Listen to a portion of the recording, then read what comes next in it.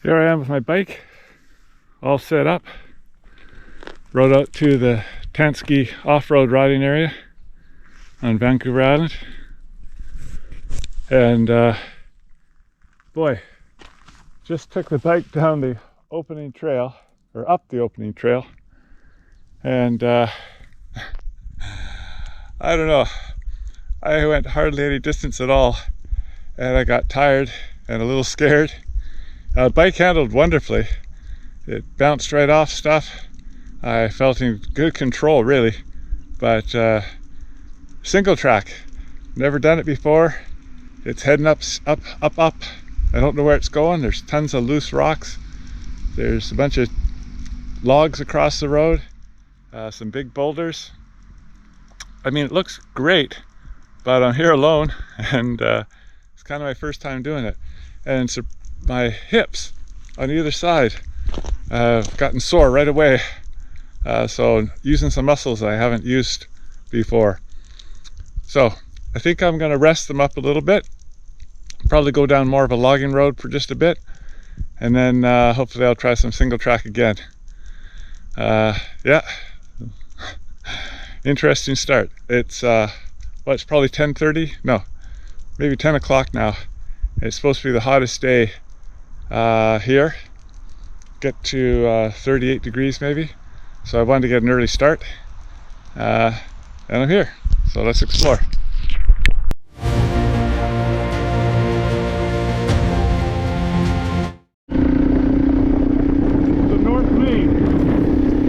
So here I am at Tansky, where people take their dirt bikes and ATVs and ride around off-road. It's a great area just north of Jordan River in the boondocks of British Columbia on Vancouver Island. Laugh all you want, but I'm riding around out here trying to determine which ones are logging roads and which are OHV trails, because the app that I had, I thought it had an offline mode, and I guess it doesn't, because there's no cell coverage here and I couldn't access the maps at all. That dust you see is from logging trucks, so this is an active logging area, and I didn't really want to run into too many of them.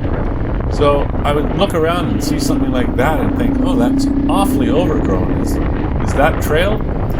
And then I would come over here and see something like this, and oh, that's just a campsite someone's created at the side of the road. So I'm kind of lost out here and a bit confused. My first attempt at taking one of the smaller roads just dead ends at someone else's campsite. You can see the burn marks there. So I came out here on a Honda 250 that I specifically bought to test myself at trying some off-road riding. I have a Suzuki V-Strom 650, and whenever I get on a trail that's much worse than this, I start to get really nervous and bad things start to happen. So here I am back at the main road again, and don't know where I'm going next. It's actually hilarious. I've come all this way to come to the Tansky off-road vehicle riding area, and I can't find it. The trails are all around me, but I keep going to these dead ends. And here I am in a logged area, and I think, well, there's a trail here. Let's see where this one goes. And I'm pretty sure this will go to an off-road riding area, but I'm not 100% sure. So I struck out here as well. Now the thing is, I could have been more adventurous, but I came here specifically on a weekday because I didn't want it to be too crowded when I tried single track for the first time. Well, it turns out there was absolutely nobody here. It was all by myself, and that created its own problem. What if I wiped out? I did have my emergency lake locator beacon, so, you know, eventually I'd be found. But it's not exactly what I was looking to do. If I sound like a complete buffoon, well, I kind of feel like one. But I'm having a good time nonetheless. This is my first time taking a Honda really off-road, and it's a blast. My V-Strom is great, but this road that I'm on right now is kind of the limit for what I want to do on it. I start getting nervous when there's loose rocks and things in my way, and it's a bit of a heavy bike, and ooh, like here, I would not want to do that at all. I'd be bottoming out. But this Honda, ooh, it's got a Racetech suspension. The real original one is very, very soft, as everyone will tell you, But with this Race Tech suspension, it is super. It really handles well for me. But oh, I found another dead end. Well, the bike's doing great. Just give you a sense of where I am. Got the Olympic Peninsula in the background. Strait of Juan de Fuca, I guess, is between. Gorgeous water. Gorgeous view. So at this point, I decided to ride back down out of the mountain, more towards the entrance where there's a parking lot, because I know there's a trail there, and I had already taken that part way, and I decided I would do that road fully. But on the way there, I encountered a big area where they've done some forestry, and they've basically done clear cutting where they've taken down everything. And I thought perhaps that some of you had not seen what clear cutting looks like. And so I thought this was a good opportunity to just show everyone what it looks like. It kind of looks like a bomb has hit this area. As if everything has just been destroyed. Now, logging is a renewable resource, and it brings in a lot of money for British Columbia, so it had economic value, but I'm not sure clear cutting is the way to go. They replant the trees, but they don't plant all the other biodiversity, and I worry that we're losing a lot when we do too big an area. Hopefully with the surrounding land being able to spread out, it will make things okay. But yeah, it does look awful. So here I am back at the main parking lot at the entrance to Tansky, and here's a trail I know is a trail. So here we go. Let's see what it's like. Right off the bat, I know this is more than I would want to do on my Suzuki. These little logs don't look like much, but they're super bumpy, and just gives you a little heads up. You're going to be doing a real trail now. And the thing is the GoPro never shows steepness right. This is a steep trail up, and there's a lot of loose rock and exposed roots. Yeah, this was really quite easy on this bike, but it would have been extremely difficult to try on the Suzuki. I'm sure I would have been stuck multiple times already, but considering I've never been a dirt rider, this was actually just that little bit there was a bit tiring for me, so I stopped here just to catch my breath. It wasn't really the effort though, it was more like an adrenaline dump. Again, this is totally new to me, and I'm all alone out here and worried that if I fall and break a leg, I'm kind of stuck out here. So, you know, I want to have fun, and that's what I'm here to do. But I'm being quite cautious, as you can see. I'm not ripping it up the trail. And yeah, I think that was just a little adrenaline dump. But this is quite cool.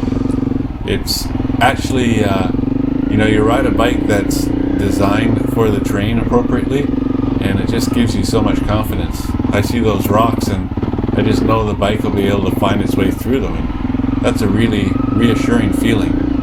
Now, I mean, I'm not saying you can't push it beyond its limits, but right now I'm thinking I'm the one with all the limits, not the bike.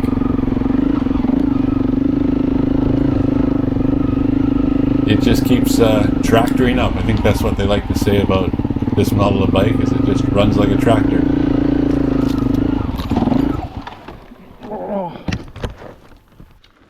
Did I mention I have limits?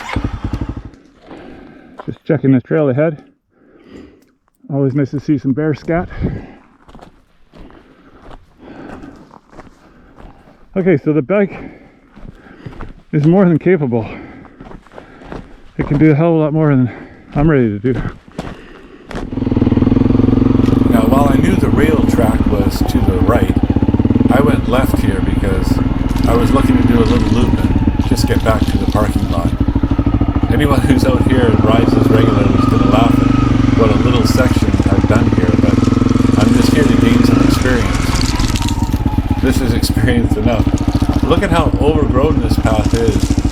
I wasn't 100% sure this was a good idea, but I just kept pushing on, going at a slow pace, hitting all the bushes. I did learn, by the way, why you don't have a street windshield on when you're going off-road, because my helmet bumped into the windshield a couple of times. Not a good idea to do that on your throat or something like that. But again, I'm not going high speed. A little loop. Yeah, a little loop indeed. And we've done it. So back to the parking lot to regroup. Oh yeah. Okay, so I can do that. So what I got to do is just practice out over and over again. So here we go, round 2. Let's see if I've learned anything.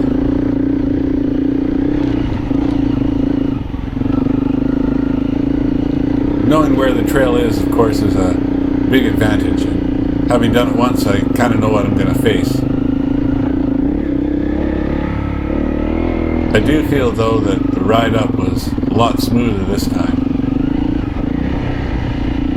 Already I've got a little bit better control. But again, never ridden something like this before.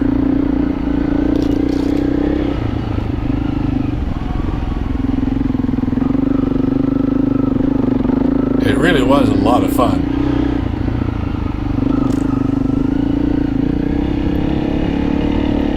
Now the purpose I have for trying this out is really that I want to do the BDRs in the United States, the backcountry discovery routes.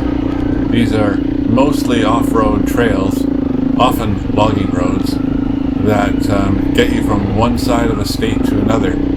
It's really cool, and I'm looking forward to doing them. They take about 5 to 7 days usually, it seems, and I plan to be camping on my way out there. So, I didn't crash this time there.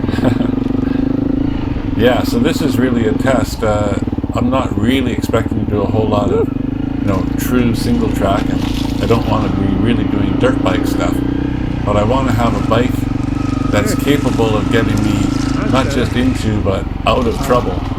And so yeah, talking a little bit in the video there, but yeah, I mean, I think this bike is a good one, but it does have some limitations. Unfortunately, this has a very small gas tank, which it gets from the dual sport category. But I want a bike that can take me a long distance without refueling, because yeah, I think that was a much better run. Anyway, that's it for me for now, guys. I'll try to get out here again soon and give you a more comprehensive video of the area. So if you like the video and want to see more, please like and subscribe. Thanks everyone. Have a great day.